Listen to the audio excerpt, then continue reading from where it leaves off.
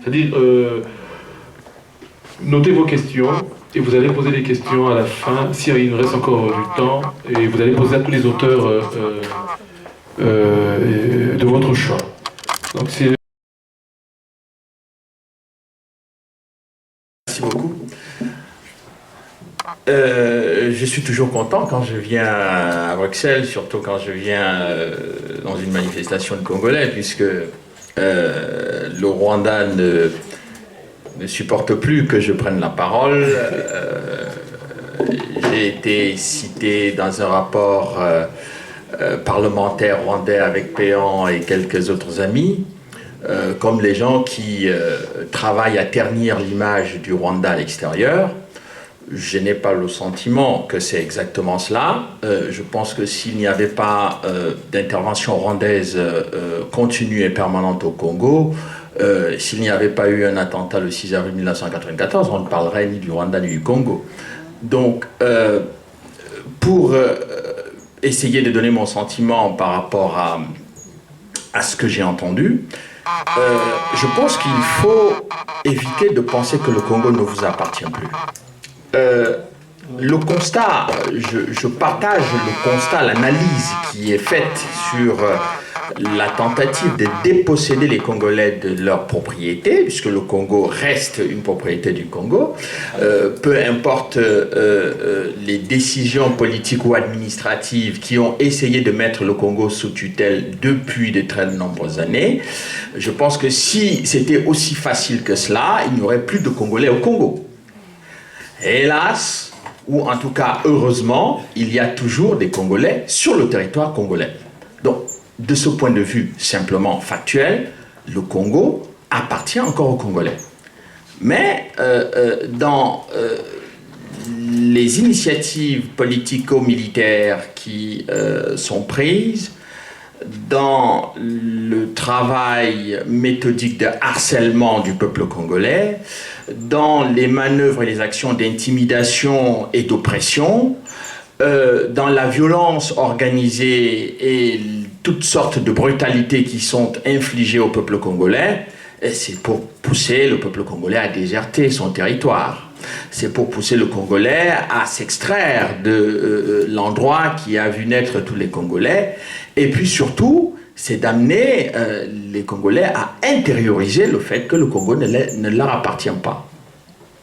Et pour cela, je pense que si le constat, je suis d'accord avec tous les intervenants sur le constat, je pense qu'il faut faire attention à ne pas laisser les Congolais intérioriser le fait que finalement, ce pays ne nous appartient pas. C'est exactement un des éléments, parmi les éléments stratégiques que citait l'abbé Mbelou, c'est un des éléments psychologiques qui est sournoisement distillé. Pourquoi? Parce que quand vous êtes convaincu qu'une terre ne vous appartient pas, vous vous battez avec pondération. Vous vous battez avec un arrière-goût de défaite. Vous vous battez en vous disant finalement, si on gagne tant mieux, bon, si on perd, de toutes les façons, on ne perd pas grand-chose puisque c'était perdu. Mais quand vous vous battez avec l'idée qu'il s'agit de votre maison, alors là, pour vous l'apprendre, même s'il vous reste un tout petit bout de souffle, eh bien vous donnez tout ce que vous avez pour empêcher celui qui veut s'en emparer de le prendre. Et je pense que c'est cette psychologie qu'il faut effectivement mettre en place. Parce que si vous perdez cette psychologie, alors là, oui, effectivement, le Congo ne pourrait plus appartenir aux Congolais. Mais pour l'instant, je reste persuadé que le Congo appartient aux Congolais. Si ce n'était pas le cas, il n'y aurait plus personne là-bas. Parce qu'ils ont essayé. Depuis la chute du maréchal Mobutu, ce ne sont pas les massacres qui ont manqué, ce ne sont pas les guerres d'invasion qui ont manqué, ce n'est pas des actions terroristes qui ont manqué vis-à-vis des populations, toutes sortes d'atrocités infligées aux femmes, ne serait-ce que pour que les gens soient dégoûtés en se disant, bon, on abandonne. Mais non, les Congolais n'ont pas abandonné, même s'ils n'avaient pas des drones, même s'ils n'avaient pas des missiles, même s'ils n'avaient pas toutes sortes d'armes sophistiquées, eh bien, ils ont résisté, ils résistent encore. Il y a une dizaine ou moins d'une dizaine d'années, personne n'aurait imaginé que des responsables politiques congolais auraient du mal à tenir des meetings à Bruxelles. Personne n'aurait imaginé que le chef de l'État rwandais ou un certain Louis Michel pouvait être quasiment persécuté à l'intérieur d'une institution parce qu'il organisait une conférence mensongère sur les événements du Congo. Donc, toutes ces petites actions, ou qu'on comptabilise comme des petites actions, sont en définitive des très grandes actions, puisque entre les simples discours qui sont opposés à des actions extrêmement violentes et brutales, les Congolais ont réussi petit à petit à mettre en place, proportionnellement à leurs moyens, des initiatives et des actions qui sont de nature à perturber le plan ou les décisions qui sont prises autour du Congo. Et perturber cela sur des années. Et donc, je pense qu'il ne faut pas sous-estimer toutes ces petites actions, simplement parce que les Congolais ont l'impression de ne pas avoir le grand résultat de tout cela. Eh bien, le résultat, vous l'avez, parce que simplement aujourd'hui, votre pays encore vous appartient et c'est heureux que ce soit comme ça. Voilà. Est-ce qu'il y a encore des questions? Critique. Oui, mais on va faire circuler. Je suis là.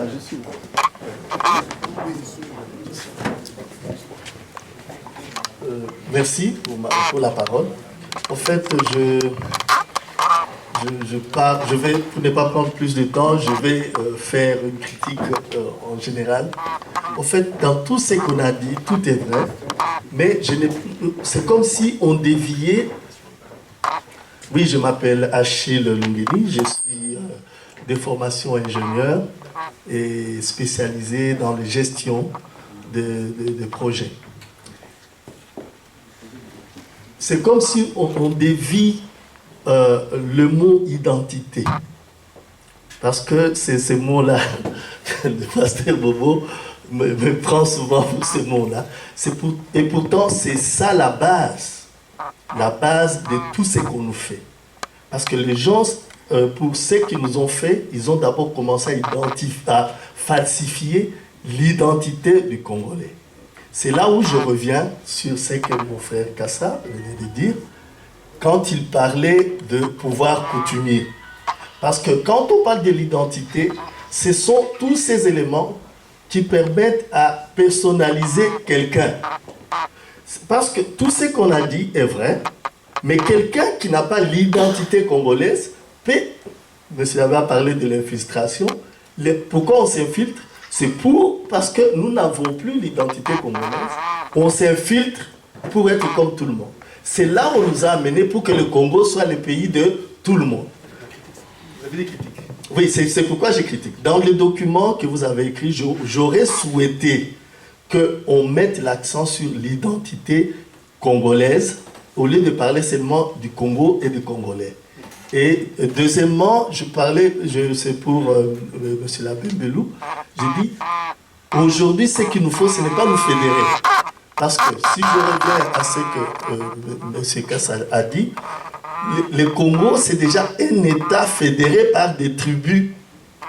C'est là où ceux qui ont fait signer le traité de cession des souverainetés, ils avaient bien compris que ces gens-là sont déjà un État qui est fédéré. Alors, c'est pourquoi je dis aujourd'hui, ce qu'il nous faut, plutôt dans les recommandations que vous nous donnez, qui sont géniales, comme on dit en français de jeunes, et ce serait plutôt écrire « Nous devons nous rassembler ». C'est ça que j'entends par fédérer. Exact. Non, je voulais dire, la fédération, elle existe. Donc aujourd'hui, ce que nous devons faire, c'est plutôt écrire dans le livre que nous devons nous rassembler.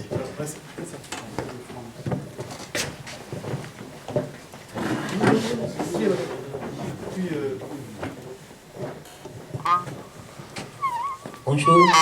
Je voulais faire une remarque à M. Kayembe Claude. Quand il a commencé son discours, il a dit que Kabila père et Kabila fils. Il n'y a jamais eu de Kabila fils. Donc, si on veut réécrire l'histoire, il faut éviter de dire Kabila fils. C'est Hippolyte Kagame. C'est Kagame. C'est tout. Kagame, lui,